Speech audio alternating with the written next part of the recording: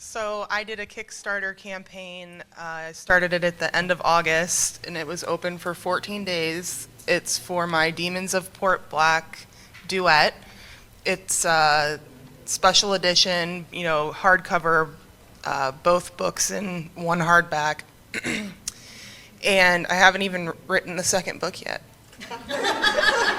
But you're getting there. I'm getting there. So I released the first book about 18 months ago now, and people really, really want this damn book. So much so that over the span of 14 days, my Kickstarter hit $96,000 and almost 800 backers. Hello and welcome back to another video. I'm so glad you're here. Today I have a special guest. This is my kitty Ruby. She's a sweet angel baby. She'll probably be in and out. Before I get started on another chapter of this, I just wanted to say a quick thank you to everyone who's been so supportive watching my videos lately. It has been a really bad week for me. Last Tuesday was my dad's birthday, and Wednesday was my birthday, and it's always been our special thing. For those who are new, I lost my dad last August, so I'm still in my first year of everything, and then tomorrow, as I'm filming this, is Father's Day in the US, so it's just been a really hard week for me. Okay, Ruby says that's enough. It's just, yeah, it's been a rough time, and so having this supportive community to look forward to when I wake up every morning and seeing comments and stuff, Ruby has really helped me get through a rough week. So, that said, I can't believe I'm here making a fourth installment on this woman, but the saga continues. You guys asked for it, so here we go. Remember a minute ago when I said she was a sweet angel baby? I take it all back. She is a little terror. Okay, anyways, on with the video. So if you just happened to stumble across this or it popped up on your recommended, I highly recommend you go back and watch the first 3 videos that I have made about Britt Andrews. I'll link the first one right up here, and I will link all of them in the description because otherwise none of this is really gonna make much sense. I feel like I said this on the last one, but this is quite a bit of just like updates on a lot of different stuff or new stuff that I found out that doesn't super fit in with other places, so we might be a little chaotic, but we're just gonna go for it. I organized it the best I could, so a few developments. So on May 22nd, we have a post from Britt in her Facebook group, and it says, refund request form. This form is for pre-orders from events, website book orders, or the special edition Emerald Lakes hardcover set only, which is something I still intend on doing. I just don't have a clear date at this time, so I completely understand if you'd like a refund. I'm deeply sorry for all the delays, lack of communication, and overall stress this has caused many of you. I take full responsibility. By having all your information in this one location, it will be much more manageable for me to track and actually see since I have drastically cut my social media usage, while I focus on writing demons in my head. I'm committed to making things right, and I'll work relentlessly to earn back your trust and respect. Please allow 7 to 10 business days for your refund to process before following up. Thank you. And then she lists a jot form that you can submit to get a refund. So a few things. Notice how the Kickstarter is conveniently left out of there. And it's pretty safe to assume, I think, that this is because that's who she owes the most money to. It's hard to just kind of like come up with refund $95,000. It's clear that that money's spent because otherwise, I think she really likes having a fan base, and I don't think she'd so willingly give it up if she hadn't already spent that money. If she had it to give back, I don't know. I'm probably giving her too much credit. So as of today, as I'm filming this, this post is 17 days old, and not a refund has been received as far as I know, but I feel that I know enough about the situation that I would have heard about it if someone's refund had gone through. She also had comments turned off on this post from the get-go, So, of course, no one could voice concerns, make comments about where's the Kickstarter and other stuff. So, classic Brit. Now, let me follow this up by saying over a year ago, this was posted as a response to someone who commented on one of her posts.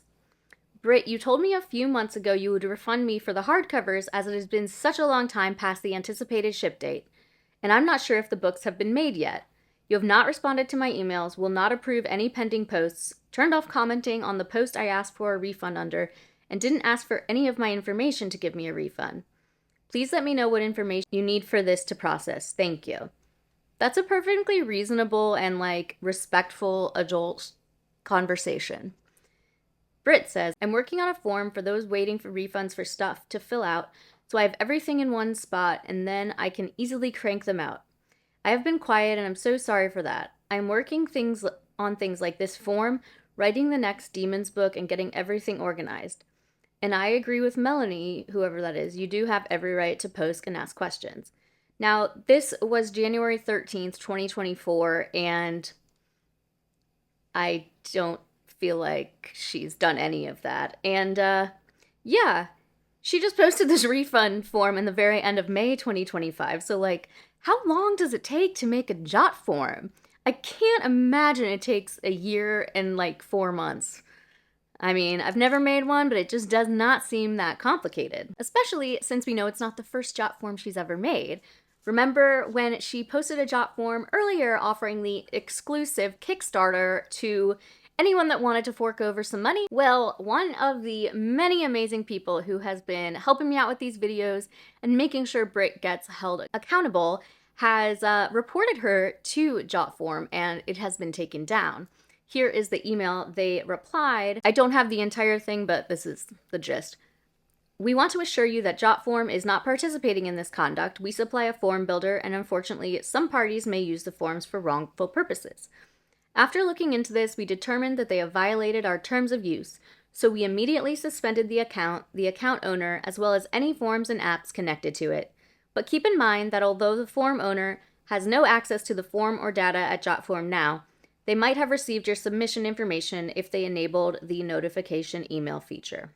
On the refund form, she did say that she was going to be using PayPal to issue the refunds, but as I said, I have not seen anyone who has said they got it yet. I speculate, and this is purely speculation, that she put this form out there to kind of buy herself time, but to figure out what she's gonna do next, because this has just been a waiting game, one thing after another, and excuse, so feels like this is just kind of another excuse. But we did have another non-update update on Kickstarter, and I have to say, it's funny that she makes all of these backers only, because it takes about 5 minutes after posting for this to be all over the place publicly, for me to have it sent to me, and I just think that's funny because I've not even had to look for these screenshots. So, update number 23, woo, we're rolling. I'm offended that she posted this on my birthday. Hey lovely people, hope your summer is off to a beautiful start. There's been some exciting momentum with the book, and I finally feel like I can breathe again. I'm deep in the final chapters. Yes, final. And after months of pushing through one of the most difficult creative blocks I've ever faced, the end is right there. Last week, I met with my content and development editor, and everything just clicked into place. One of the biggest challenges I've faced with this book has been Palmer's ending. She deserves closure that's honest, powerful, and earned. As a discovery writer, I don't plot everything in advance. I write scene by scene, letting the characters lead me to the truth of the story. That's how the first book came to life, and it's what's guiding me now.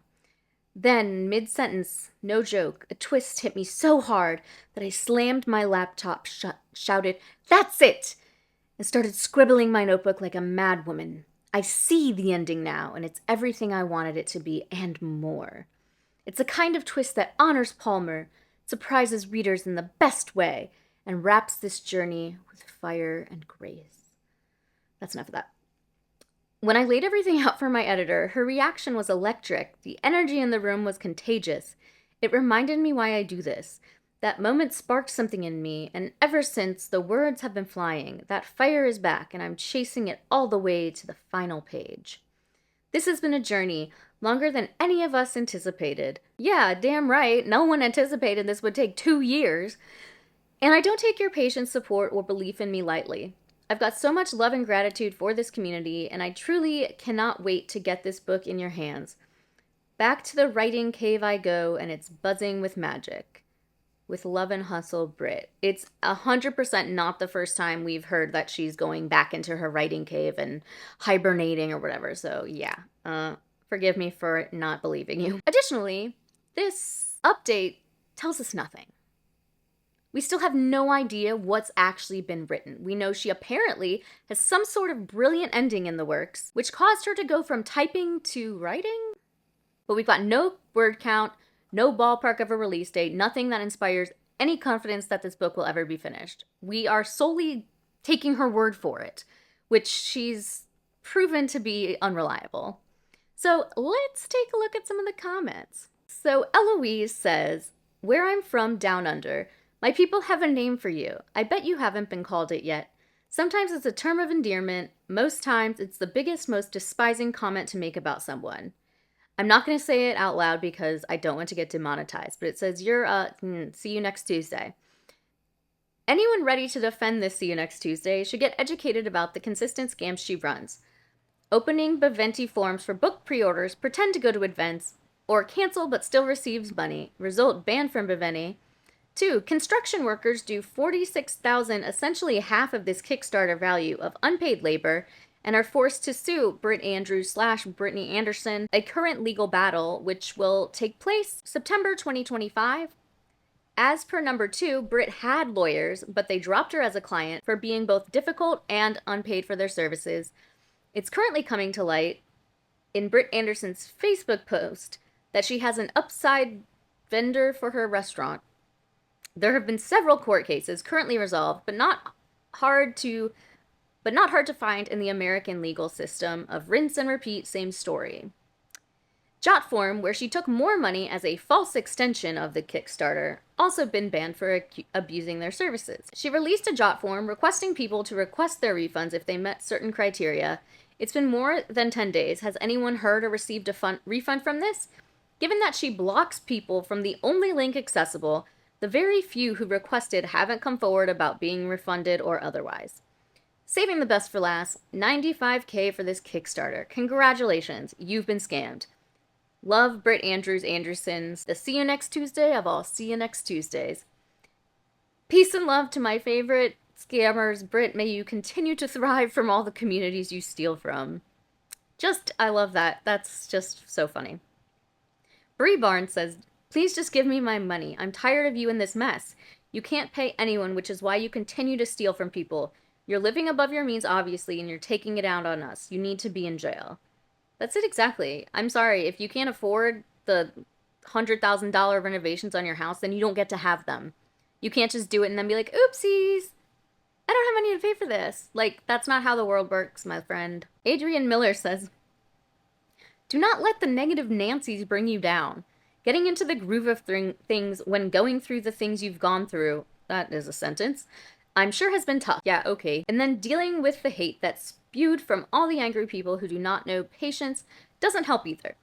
Keep going and doing the story justice the way you need to because you know what you and your characters deserve. One step at a time. You got this." I'm very confused why there would be people that aren't upset about this.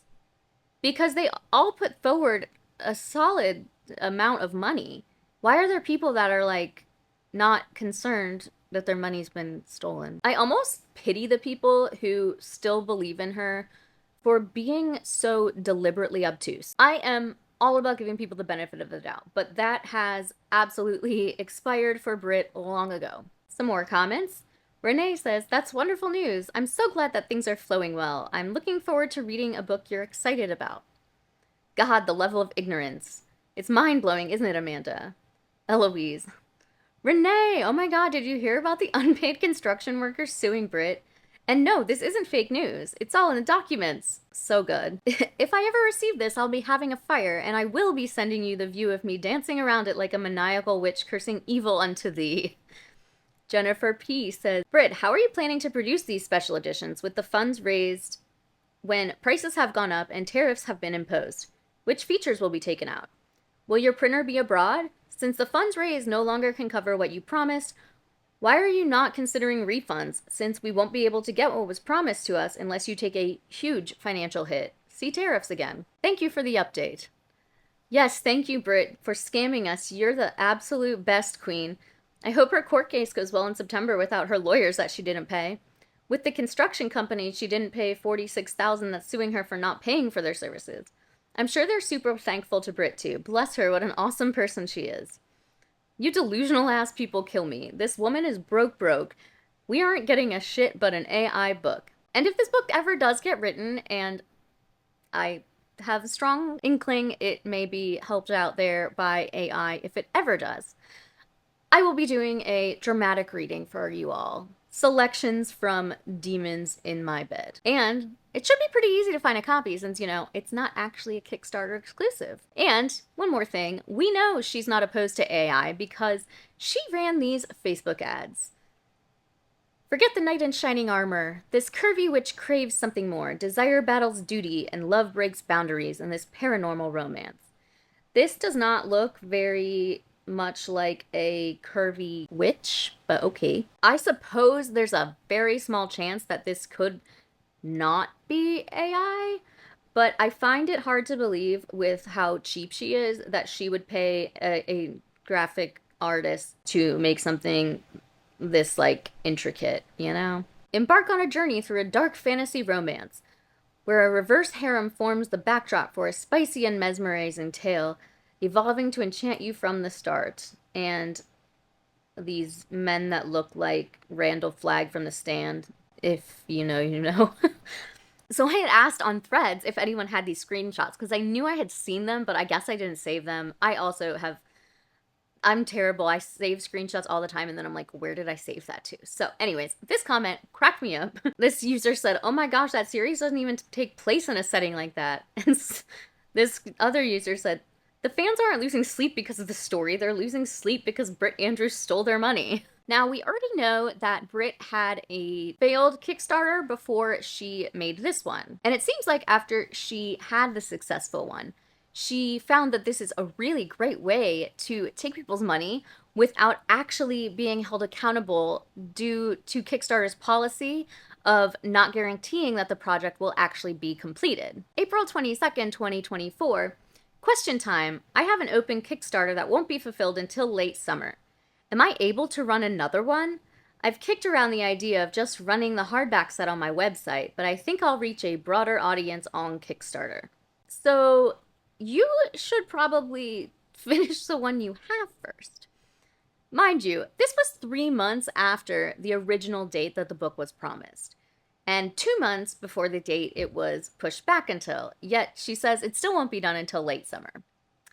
And here we are, a whole summer later. And someone correct me if I'm wrong, I don't own a business, but wouldn't it make more sense? Wouldn't you get to keep more profits by selling it on your own website versus Kickstarter?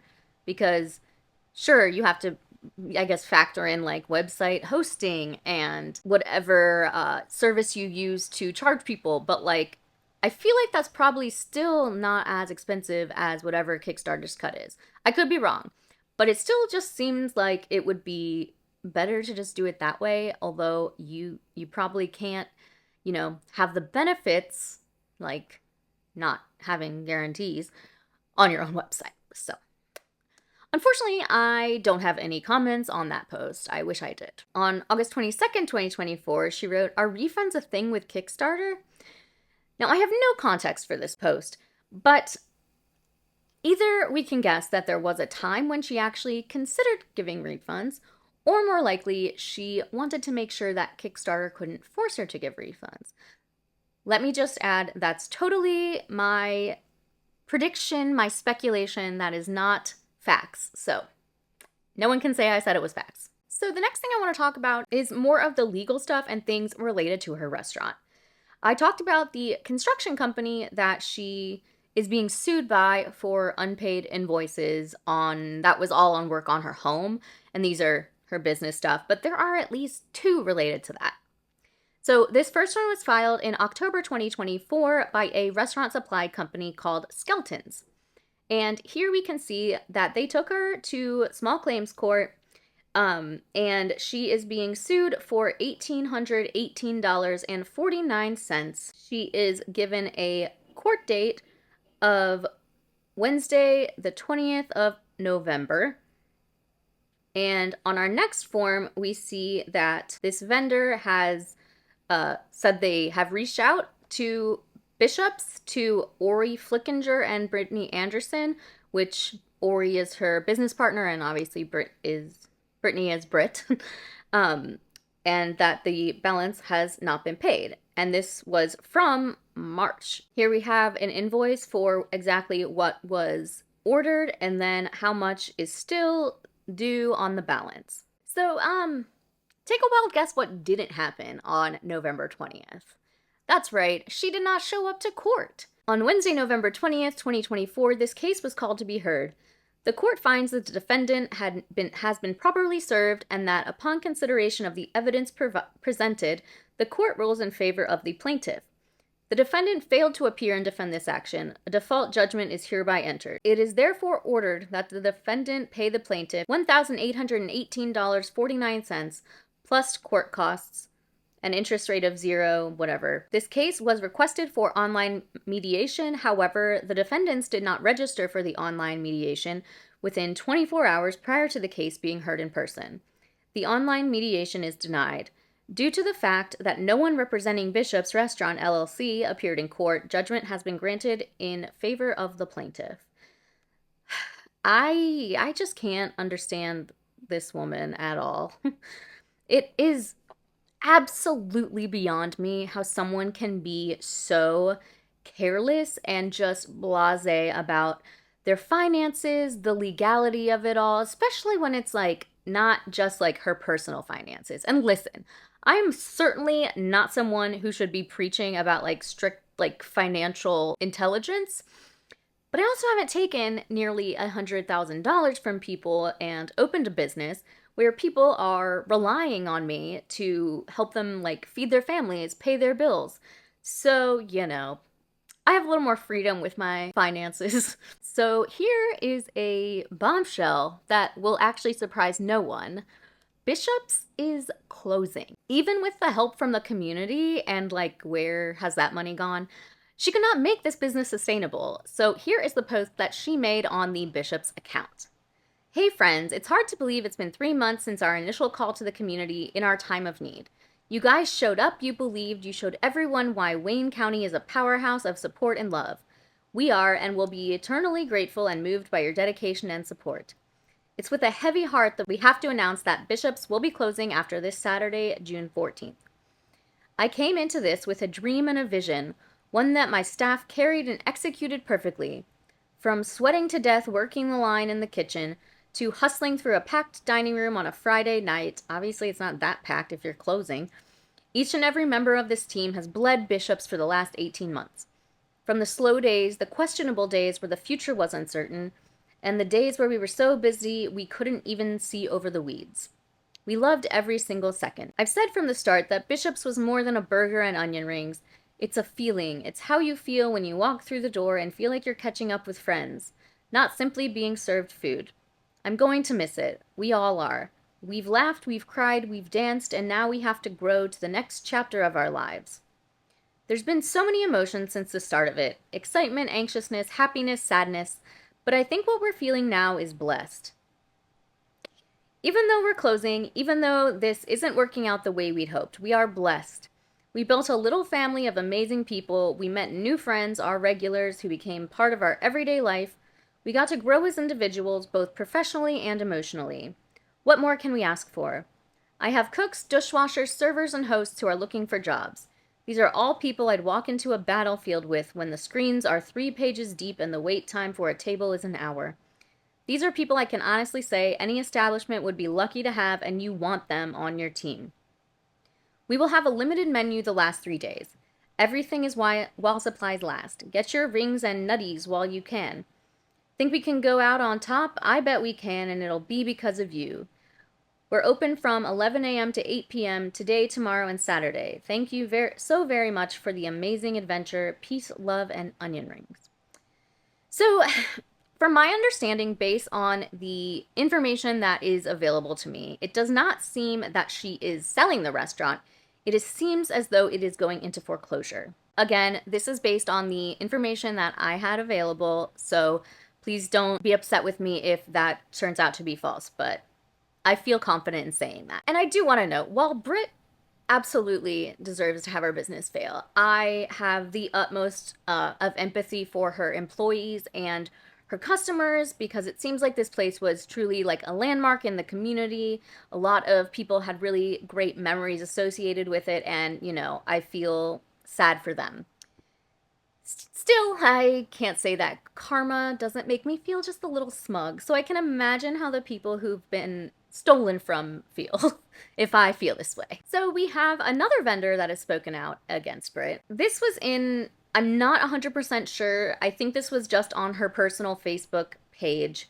We have someone named Carlana Gerber say, "Do not go to this restaurant. Her and her partner, Ori Flickinger, are thieves. Look under Wayne County courts and see all of the case against them. They steal and lie.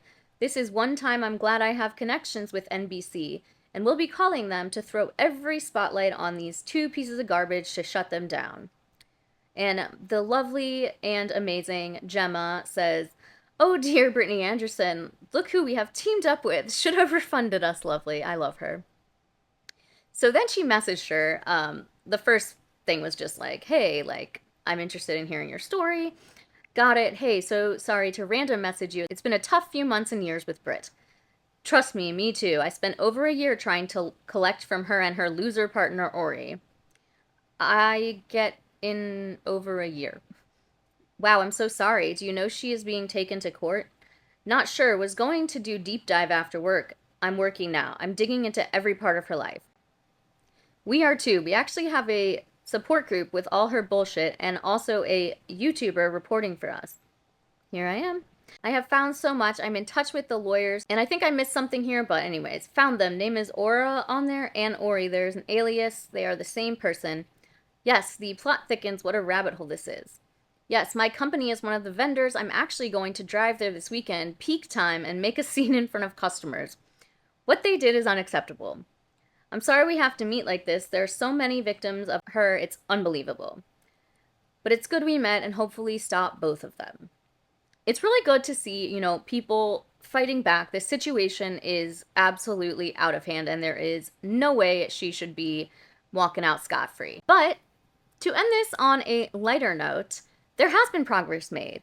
The Attorney General of Ohio is now involved. So one of the wonderful people involved in the Kickstarter contacted them, and this was the response. "Thank you for contacting the Ohio Attorney General's office. My name is Heather Crawford, and I am the Consumer Protection Specialist assigned to your complaint. We are now set to begin IDR, and in order to best serve you, we please ask that you inform us if your complaint is resolved through other means. Whenever possible, please communicate electronically. If you have provided us with an email address, that will be our primary method of communication with you. To promptly address your concerns, we have already sent a copy of your complaint to the business, along with a letter requesting a response. Should we receive a written response, we will forward that to you. Please understand that while we have reached out to the business, sometimes it may require multiple attempts to contact them or to receive a written response. Please feel free to contact our office should you have any questions. Again, thank you for contacting the Ohio Attorney General's office. Very respectfully yours, yada, yada, yada." This is a great step in the right direction. If you have been involved in any of Britt's many shady practices, no matter what they are, I urge you to fill out the consumer complaint form on the Attorney General's website for the state of Ohio, and I will make sure it's linked in the description for easy access. It takes no time at all, and it can really make a big difference. So that's all I have for you today. This is quite a bit shorter than the other ones I have made, which I really hope I have more to update on next time I touch this subject, because it feels like we gotta be getting something soon. I hope. I don't know. I feel like maybe that's false hope, but a girl can dream. So thank you so much for watching. If you didn't hear on my last video, I did start a Patreon. We have memberships from free, $2, $5, and $10 tiers. I would love to have you over there. We have a Discord. We've already had really cool, fun conversations. And yeah, I would love it if you would join. So if you did like this video, give it a thumbs up. If you haven't subscribed but you enjoyed it and want to see more, make sure you are subscribed, and I'll see you in the next one. Bye!